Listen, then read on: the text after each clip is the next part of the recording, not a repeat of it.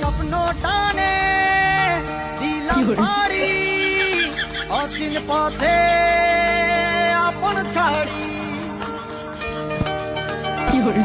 আমি যাইতেছি গে, তোরা ভালো মতো থাকিস। আর বলার কাছে চাচড়া বাসে প্রতিদিন বাইরে বাইরে খাবি আর আমার কথা মনে করবি। আর তোরা একটা কথা বলে যাই, তারা বিনা সরবার যাবি, বরবার যায় ফ্যান অফ করে দিবি, একটা ফুসফাত মারবি, তোর নামাজে ডিস্টার্ব হবো। তুই আমার বন্ধু, আমার কথাটা তুই মানবি। এটা তোর কাছে আমার আবদার বন্ধু।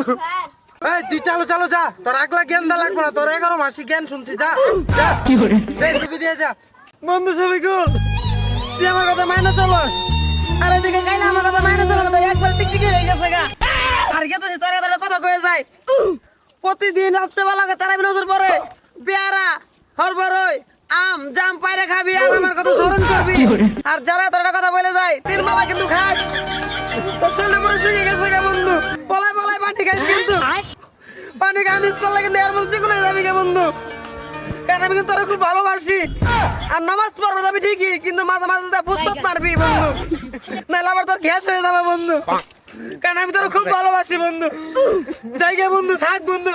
স্বপ্ন টানে দিলাম বাড়ি অচিন পথে আপন ছাড়ি। তুই করতে যাইতেছি কি, আমার মনটা তো খুবই কষ্ট। তোরা চিন্তা করিস না, আমি চার মাসে তোর সাথে আবার দেখা করবো।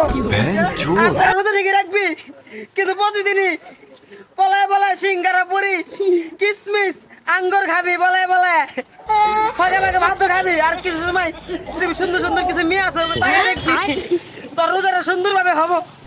যাই গে, তারা থাক। পেছন